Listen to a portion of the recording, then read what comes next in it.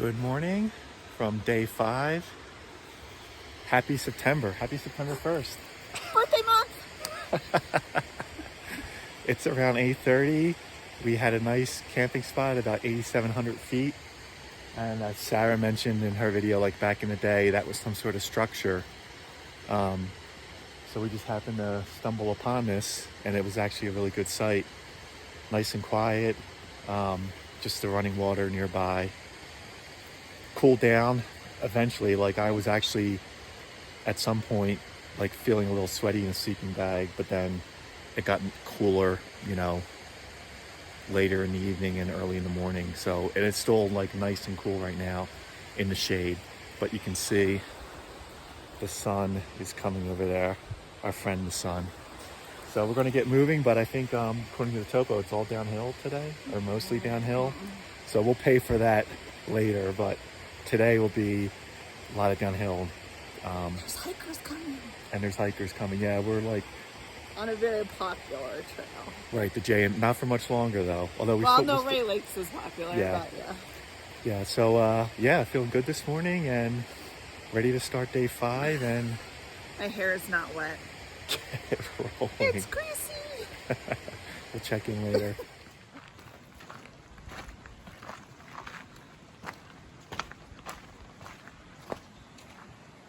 I don't think you can use it.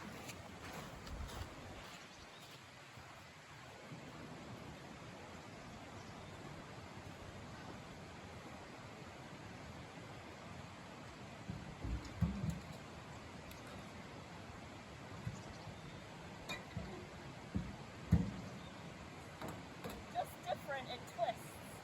I've never seen that one before.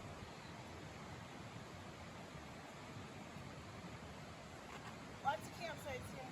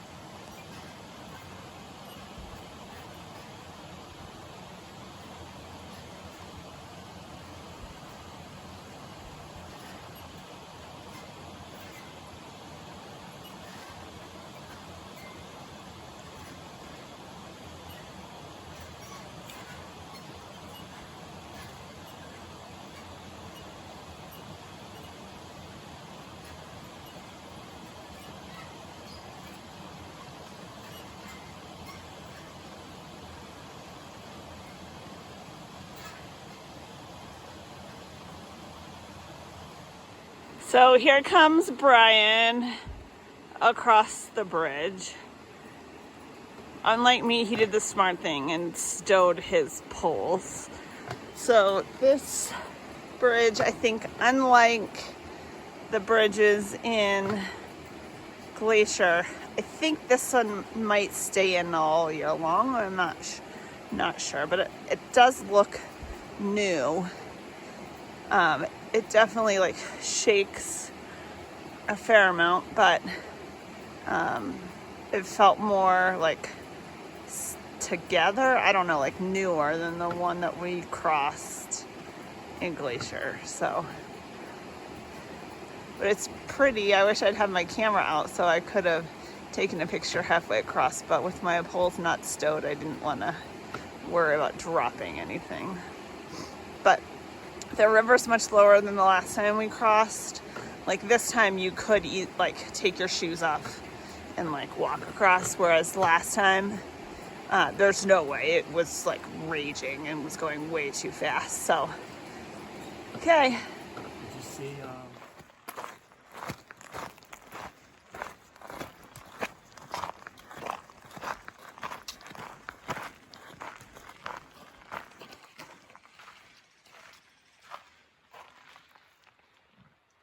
Paradise Valley 5.5. Lens pass.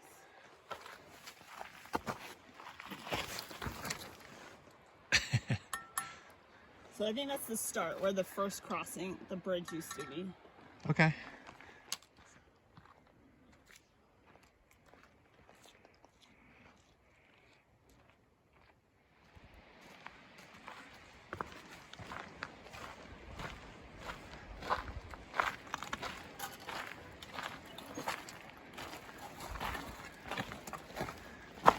Thanks.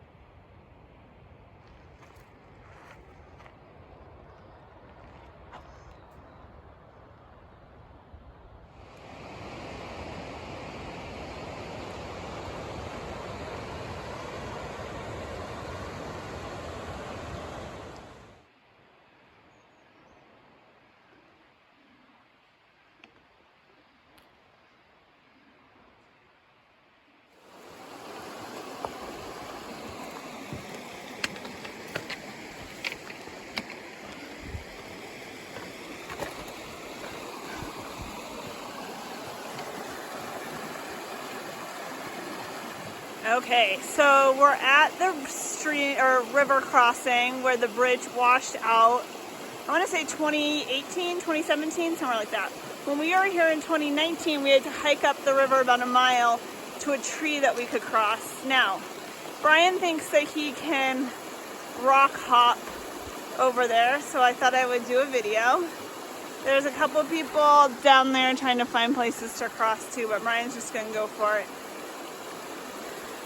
I'm going to probably just put my Crocs on and walk across a little bit downstream. Let's see, let's follow him over here.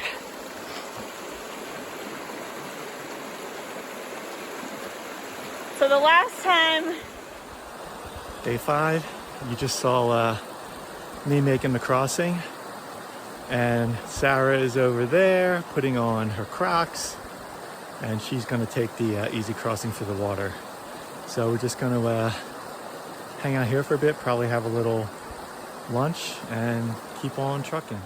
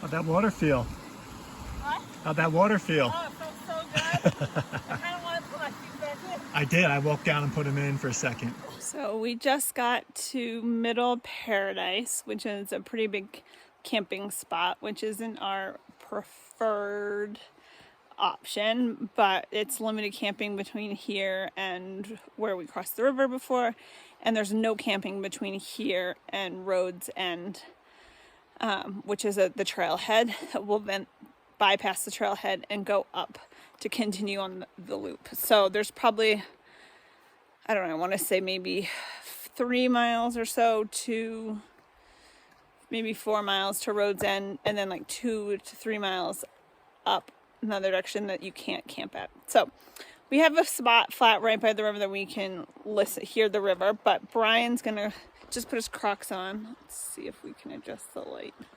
Oh, maybe not.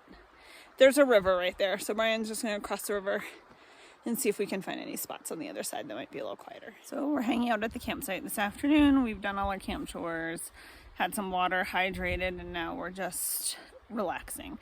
And for everyone that hikes, leave no trace is kind of the mantra that you should, whatever you bring into the backcountry with you, you should take out with you. So what you should do when you come across trash or anything on the trail is pack out with you. So I thought I'd share just a few things that I've picked up over the last couple of days that we've been on the Ray Lakes Loop. So the first thing I found was an empty fuel canister, and it's a pain because it's kind of bulky, but at least it doesn't weigh anything. So I'm packing this out with us. I found that at near our second campsite. Okay, I'm back. I got interrupted by somebody looking for the bear box, which I did check out because often people leave trash in there, and I was pleasantly surprised that the only thing that was in there was the top to one of these, like a little plastic piece. So I was very surprised. So that was good. So I picked up the fuel can along the way. Then I found on the side of the trail a glove. It doesn't look like it's been out there for very long, but we passed out on our way into 60 Lakes Basin and passed it on the way out. So I don't think anyone's coming back for it. I think this was an honest mistake. Someone just dropped out of someone's pack, but bringing this back with us. Then last night at our campsite, we didn't think anyone had camped there in a while, but I found this tent peg, and it again doesn't look like it's been up there for very long. We did find a nice lightweight tent peg in Glacier, and we added that to our peg bag just to have an extra in case we were to somehow forget one or lose one, but we're really good about counting to make sure we have 8 every morning when we leave our campsite. Then today, as we were hiking out from our campsite, somebody's very heavy trowel was hanging on a tree. So again, this probably fell off someone's pack and somebody hung it up on the tree in hopes that somebody else found it or came back for it. I mean, it's just ridiculous. Like, no one's hiking back for their trowel. So that's in my pack. Would I have picked that up on day one with that really heavy pack? Probably not. But it's a nice trowel. So we'll actually pack that out and I'll just put it in the car and we'll use it when we get home. The other thing that a lot of times you'll find on the trail or at campsites is what we call micro trash. So that's all this little stuff. So like just random little bits of trash. So even just as I was sitting here, I found this. So I'll just add that to my trash bag and hike that out. That's like the easiest stuff to hike out. But you just kind of wonder like how many people pass that glove? So many people did on the way to 60 Lakes Basin. The other thing that I packed out in Glacier, which was a pain in the ass, was this first night that we were there. Remember the people that just left their food in the camp kitchen and I had to tell them to put it up? Well, I remember noticing how much rope that they had with to do their bear hang, like way more than you needed. And when we hiked back that way after our hike up Stony Indian and hanging out there for a few days, their rope was still there. So I hiked that out and we threw that away. So that's all for now. Leave no trace. So this is probably the one place I can even remember in Sequoia, Kings Canyon having a sign that said toilet. So I thought I'd come check it out. And let's just say we're not in Glacier anymore. I don't want to go too close because I don't want to look down in there, but I don't think that this has been functional in some time. And I think they should just dismantle it. I mean, this is a very well used campsite, so I know why they have the pit toilet, but yikes.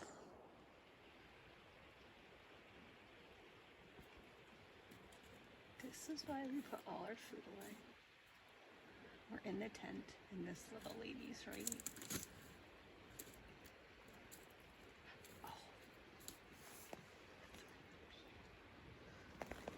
She's looking at.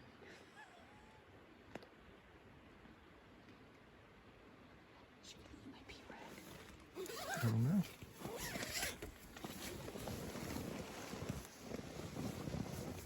Again. Welcome to the end of day 5, September 1st. We're at Middle Paradise, and we're at about 6,600 feet. So still higher than we would be at home on Mount Washington. And higher than we were in Glacier. Yes, most of the time. But it's a little hot right now, but it'll probably cool down at some point. And there's skeeters. But they weren't bad until like dusk. Yeah. And Yeah. still nothing like the Wind River range. Yeah. So we ate outside, and now we're kind of getting situated inside the tent. Tomorrow's day 6, and we're going to keep doing the loop. Down, down, down. Oh, we're still But going down? then we go up. Okay. And we're looking to what, hit like Sphinx Junction or around That there would be somewhere? like our first option of stopping. Oh, so probably hopefully a little further than that. But all right, that's it. We'll see you in the morning.